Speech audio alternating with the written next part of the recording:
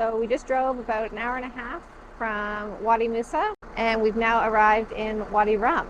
When we got here, the transfer from the visitor center to our camp was already here. We had gotten here a bit early, hoping to grab some food at a restaurant at the visitor center, but he's already here and insists that we go and that they'll make us something to eat at the camp. It was funny though, because Dave was doing like the bag transfers of our big backpacks into the truck, and he had Dave put all of the bags inside the truck and then had us sit in the back. Gotta see, all our bags are in here and we are sitting in the back.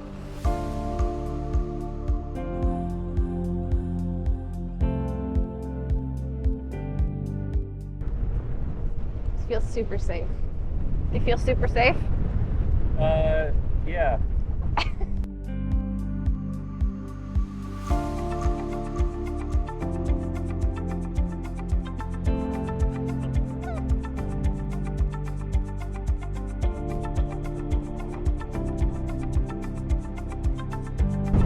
We're gonna die. This guy hits one bump wrong. It's so cold. That's so cool. I don't know how long it's been, but 10 minutes feels like a long time right now. Do you want a single glove? I'm alright.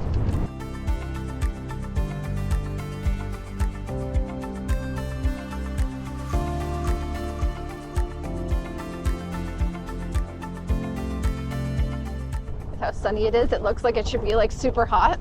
It's so cold. It's probably about 8 degrees. If that. And the wind is very cold. The saving grace is the sun. Oh God.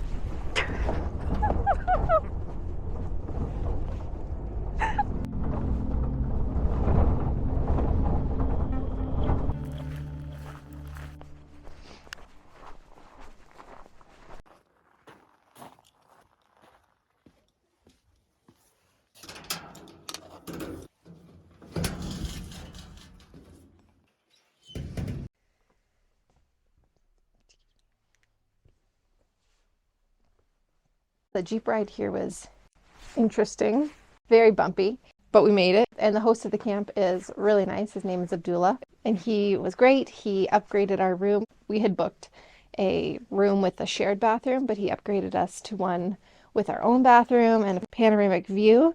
He's including lunch for free for us, and then we will be paying for dinner, and then breakfast was like included in the room rate as well. And then we're doing a 3-hour Jeep tour starting at 2. It's just about 1 o'clock now. So we'll be going to have lunch first, then doing the Jeep tour. And yeah, then dinner is at 6, I believe. Breakfast 7 to 9, and checkout is anytime up until 10 a.m.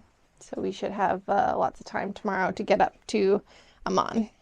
All right, so this is the beginning of our 3-hour Jeep tour of Wadi Rum. Hopefully we make it back to this camp right there in one piece in a couple of hours. The room is actually very nice. The beds aren't as comfortable as they were at the Morocco desert camp, but the bathroom and facilities and everything like that is definitely much nicer.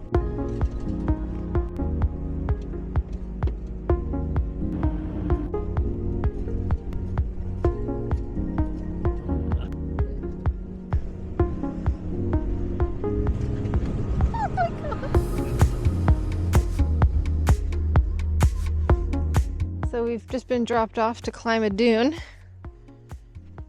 and there's a lot of interesting tracks on the ground. Maybe we're about to get eaten. I don't know. We will find out. We all know how much I love climbing. Climbing a dune.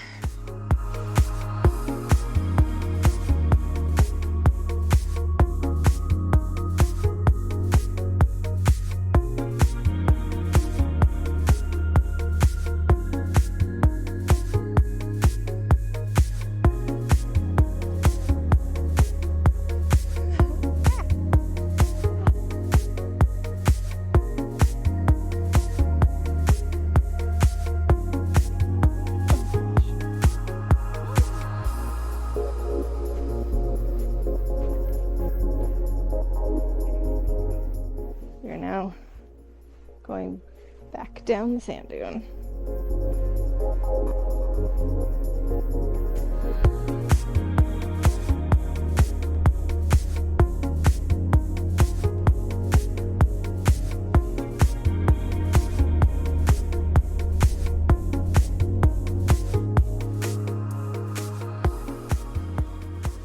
So our guide has informed us that these camel drawings into the side of the rock here were meant to show that this is a place where the caravans could stop and get water. So I guess they would collect rainwater from the top of the mountains. It would collect in like deep holes that are just naturally formed in the mountains. And this is a spot where they could stop and get water.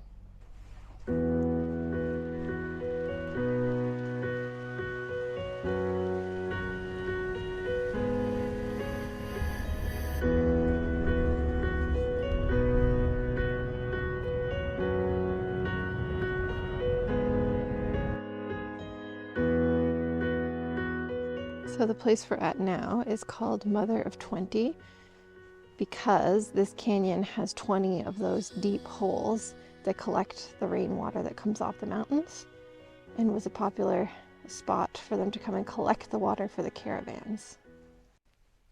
And our guide has gone up the mountain in order to take photos of these holes for us. We did try to talk him out of this. We did. But He was like, oh, you know, when it's not as wet down in the canyon. And he's like, I shouldn't do it right now because it's not very safe. And we're like, yeah, that's fine. And then Dave just asked a question about the holes. And he's like, I'll go get you a picture. We're like, no.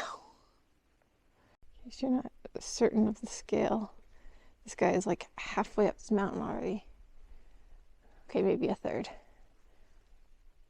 But this is insane. If he slips, he's dead.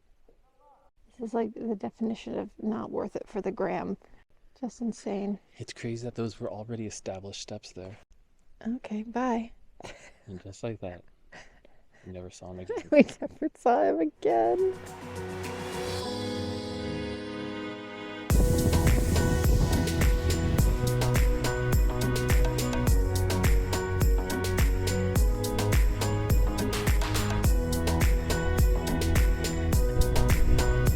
That's been dirty.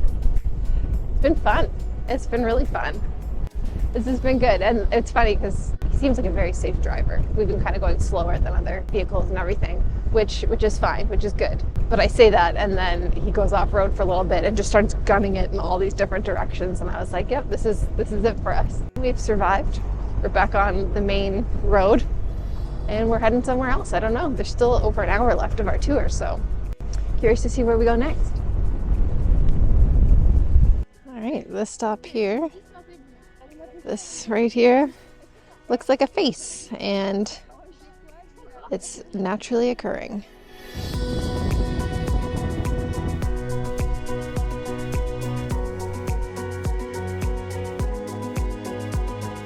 This latest stop, our guide gave me some Bedouin makeup. It just looked like the red sand, and he just rubbed his finger in it. He tried to get Dave to put some on the other side, but Dave wasn't looking to make pictures. He was just smearing it all over my cheek. But I got a nice little heart.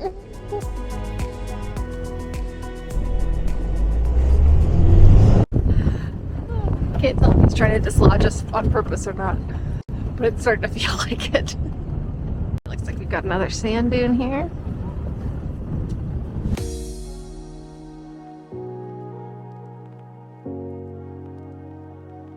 The last stop on our tour today is Lawrence Canyon. So we're just walking back in, take a closer look at it right now. But there it is.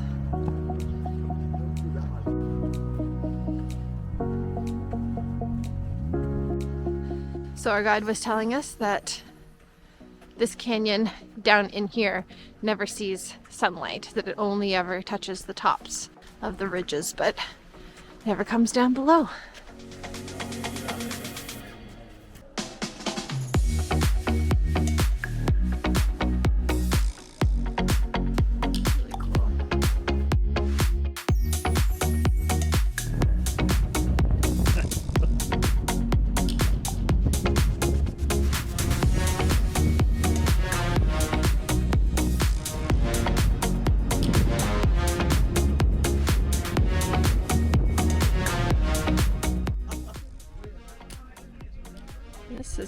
watching the sun go down.